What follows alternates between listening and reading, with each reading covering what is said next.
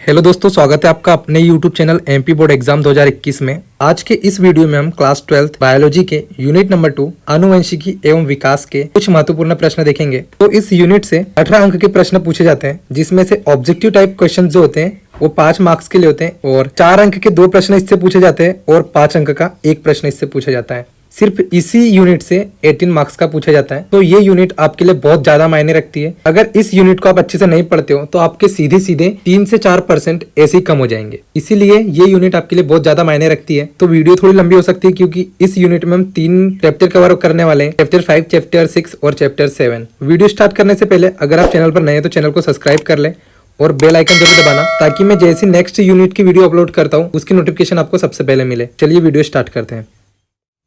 पहला प्रश्न देखते हैं, मेंडल द्वारा प्रयोगों के लिए मटर के पौधे चुनने से क्या लाभ हुए? Mention the advantages of selecting P plant for experiment bye Mendel. ये प्रश्न क्लास 10th और क्लास 12th दोनों के लिए बहुत ज़्यादा मायने रखता है। तो ये क्लास 10th में भी पूछा था और क्लास 12th में भी यही क्वेश्चन है। तो इसको याद करने के लिए आपको ज़्यादा टाइम नहीं लगेगा, तो आप इसे अच्छे से पढ़ लेना क्योंकि ये क्वेश्चन भी बहुत महत्वपूर्ण है। बढ़ते हमारे नेक्स्ट प्रश्न की तरफ। सहलग्नता के प्रकार का विस्तृत वर्णन कीजिए। What is linkage? It is of how many types. अगला प्रश्न हमारा, मनुष्य में लिंग निर्धारण कैसे होता है? How is sex determined in human. ये प्रश्न भी सेम क्लास 10th और क्लास 12th दोनों के लिए इंपॉर्टेंट है और ये प्रश्न आपको क्लास 10th में भी पूछा गया था और यही सेम क्वेश्चन आपको क्लास 12th में भी है। तो आपको इसे पढ़ने में ज़्यादा प्रॉब्लम नहीं जाने वाली। ये क्वेश्चन भी बहुत ज़्यादा IMP क्वेश्चन है। अब बढ़ते हैं हमारे अगले प्रश्न की तरफ। वंशावली विश्लेषण पेडिग्री एनालिसिस क्या है? यह विश्लेषण किस प्रकार उपयोगी है? What is pedigree analysis? Suggest how such an analysis can be useful. अगला प्रश्न, जीन विनिमय क्या है? समझाइए तथा इसका महत्व लिखिए। Explain crossing over. तो क्लास 12th वालों, ये क्वेश्चन भी आपने क्लास 10th में ऑलरेडी पढ़ चुके हो, तो इसे पढ़ने में भी आपको ज़्यादा प्रॉब्लम नहीं जाने वाली। तो आप इसे एक बार सुपरफिशियली पढ़ लेना। ये क्वेश्चन भी आपके लिए बहुत ज्यादा मायने रखता है। अब बढ़ते हैं हमारे अगले प्रश्न की ओर। मेंडल के स्वतंत्र अपव्ययन के नियम की व्याख्या एक उदाहरण सहित कीजिए। Explain the law of independent assortment of characters. ये क्वेश्चन भी आपने क्लास 10th में पढ़ा था, तो आप इसे इजीली याद कर पाओगे। बढ़ते हैं हमारे अगले प्रश्न की ओर। पूरक जीन की क्रियाशीलता का उदाहरण सहित वर्णन कीजिए। Explain complementary gene with example.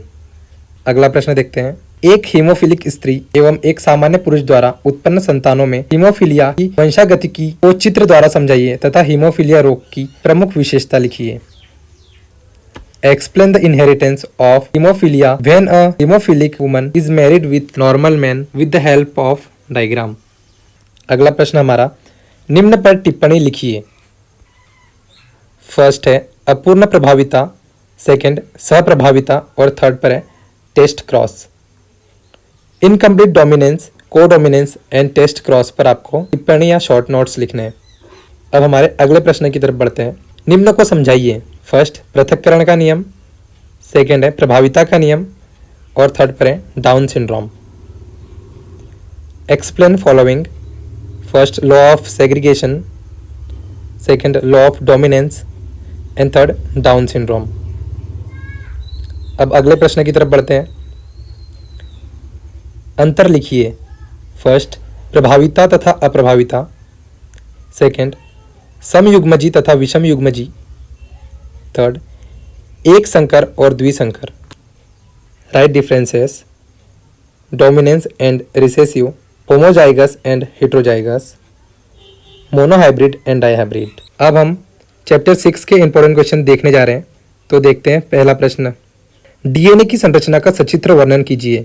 ये क्वेश्चन भी आपने सेम क्लास 10th में भी पढ़ा होगा और ये क्वेश्चन सेम आपको क्लास 12th में भी है और ये क्वेश्चन बहुत ही ज़्यादा इंपॉर्टेंट है, तो आप इसको अच्छे से पढ़ लेना।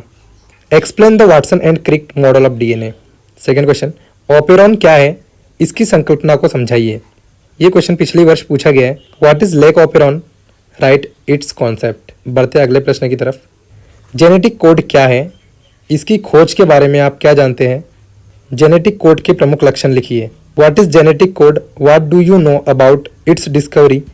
Right 4 features of genetic code. इस साल इस प्रश्न के आने के बहुत ज़्यादा चांसेस हैं, तो आप इस क्वेश्चन को अच्छे से पढ़ लेना। अब बढ़ते हैं हमारे अगले प्रश्न की तरफ। मानव जीनोम परियोजना को महापरियोजना क्यों कहा गया? Why is the human genome project called a mega project? ये प्रश्न 2019-2020 दोनों के लिए आईएमपी था, लेकिन अभी तक 2019 और 2020 में नहीं पूछा गया, तो हो सकता है ये प्रश्न 2021 के एग्जाम में बिल्कुल पूछा जाए। अब बढ़ते अगले प्रश्न की तरफ। डीएनए अंगुली छाप फिंगरप्रिंटिंग क्या है, इसकी उपयोगिता पर प्रकाश डालिए। ये क्वेश्चन आपको केमिस्ट्री के एग्जाम में भी पूछा जा सकता है और आपको बायो के एग्जाम में भी पूछा जा सकता है, तो इस क्वेश्चन को अच्छे से पढ़ लेना, ये आपको दोनों तरफ काम आएगा। What is DNA fingerprinting? Mention its application. बढ़ते अगले प्रश्न की तरफ। डीएनए प्रतिकृतिकरण की क्रियाविधि लिखिए। Right the mechanism of DNA duplication. अगला प्रश्न देखते हैं। जीन संकल्पना की प्रमुख 5 विशेषताएं लिखिए। Right 5 features of gene hypothesis. Next question. DNA तथा आरएनए में अंतर लिखिए। Right any 4 differences between DNA and RNA. DNA आनुवंशिक पदार्थ है, इसे सिद्ध करने अपने प्रयोग के दौरान हर्शे व चेस ने डीएनए व प्रोटीन के बीच कैसे अंतर स्थापित किया? How did Hershey and Chase differentiate between DNA and protein in their experiment while proving that DNA is the genetic material? अगला प्रश्न देखते हैं। निम्न का वर्णन कीजिए। ट्रांसलेशन, इसे हिंदी में कहते हैं अनुलिपीकरण।